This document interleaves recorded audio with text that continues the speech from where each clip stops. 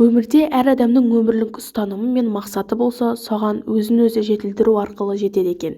Мінез бен ақыл жарасса, адамгершілік ұтады деген нақылды өмірлік ұстанымына айналдырған бүгінгі біздің кейіпкеріміз Бақтыбай Жолбарысұлы атындағы нөмір 18 орта мектеп-лицейінің бастауыш сынып мұғалімі Туғанбаева Рысжамал Әбдірахманқызы. Ол Жетісу облысы Көксу ауданы Ленин совхозында дүниеге келген. Еңбек жолын ұстаздықпен ұштастырған Рысжамал апай Ильяс Жансүгіров атындағы Жетісу университетін тәмамдаған. 33 жыл ұстаздық қызметте жүрген Рысжамал апай талай шәкіртті білім нәрімен сусындатқан. Бүгінгі күні шәкірттерінің алды еліміздің әр саласында қызмет етуде. Рысжамал Әбдірахманқызы ұстаздықпен қатар ән айтуды да ұнатады. Бос уақытында қалам тартып өлең жазатыны бар. Алланың сүйген құлына айналған Рысжамал апайымыз бүгінгі күні қажы атанып отыр. Сонымен қатар Рысжамал Әбдірахманқызы адал жар бола білген, батыр ана десек те болады.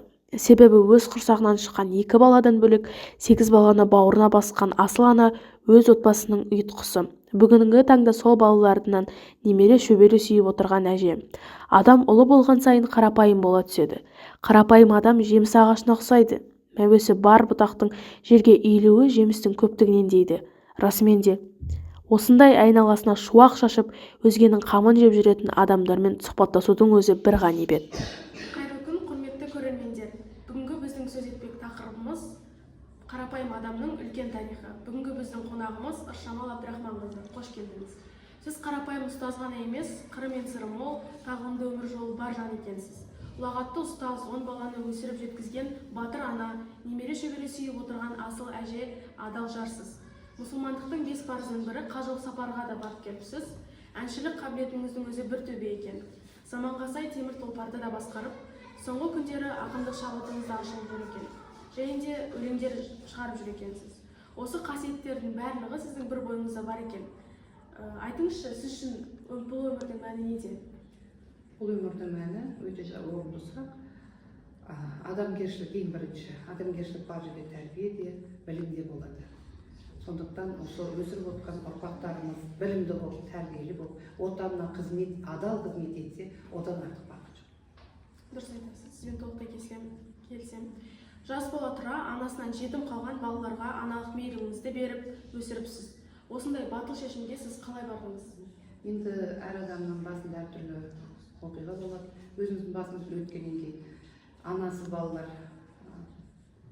балаларды өзім қамқорыма қарап, өсіріп, жеткізіп, соларды өзім сол бір мақсат етіп алдым. Ондай оқиға өз басынан өткен. Соңғы кезде сіздің ақындық қасиетіңіз бар деп естідік. Ондай өлеңдер шығаруға сізге не шабыт береді? Бұл өлең шығаруға табиғаттың әсемдігі, отырыстардағы көңіл күйі, соның барлығы адамға әсер етіп, өлең жолдарды келіп жатады. Енді мен бір өзім әулие қазіргі уақытта адамдарды ынтымақтыққа, бірлікке шақырып арнаған өлеңім бір әулие әні деген. Оқып берейін. Бұл өмір қас-қағымда байқамай өтіп кетер, жаратқан жапар ем қолдап жүр әрқашанда. Отырыс жарасып тұр, көтеріп көңілдерін, болаттың шаңырағында деген. Әр отбасында осындай жақсылық отырыс болса екен. Өте тамаша. Ұлағатты ұстаз ретінде біздің қазіргі жас мамандарға, өсіп келе жатқан ұрпаққа қандай сіз кеңес бересіз? Жас мамандар келешек ұстаздарымыз. Ұрпақ деген ол келешек еліміздің ұрпақтары. Сондықтан бұл ұрпақтарымыз білімді болу керек, тәрбиелі болу керек. Алған білімдерін өмірде қолдана білу керек. Міне ұстаздың ең үлкен мақсаты сол. Дұрыс айтасыз. Бақытты болуға кім лайықты? Дегенмен әрбір күрескен адам бақытты болуға лайықты деген екенін бейсен ағамыз. Сіз қалай ойлайсыз? Бақыт деген бұл балаларыңды аман есен өсіріп, жеткізу, ел жұртының амандығы, отанының амандығы, және де адам ұйықтап тұрған кезде таңды көргеніміз бір бақыт. Дұрыс айтасыз. Бізге сұхбат бергеніңізге көп рахмет. Сіздің өмірдегі үлкен тағылымды тарихы мол өміріңіз келесі ұрпаққа үлкен үлгі болатынына біз сенімдіміз. Рахмет. Ұлағатты ұстаз ретінде қазіргі біздің жас мамандарға қандай ақыл кеңес берер едіңіз? Қазіргі жас мамандар ол біздің келешек ұстаздарымыз. Ол кісілерге сол бала деген ақпараттың бетін қалай шималасаң солай кетеді. Немесе өсіріп жатқан ағашымыз сияқты тәрбиеменен тәрбие мен білім егіз.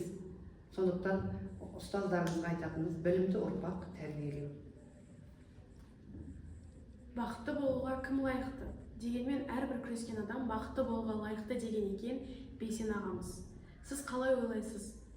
Енді бақыт деген мағына, сөздің мағынасының өте кең, ауқымды. Ол бақыт деген баланың дүниеге келгені, осы өмірді сүріп жатқаны, ең соңғы түнгі ұйқымнан таң атқан тұрғанның өзі бір бақыт.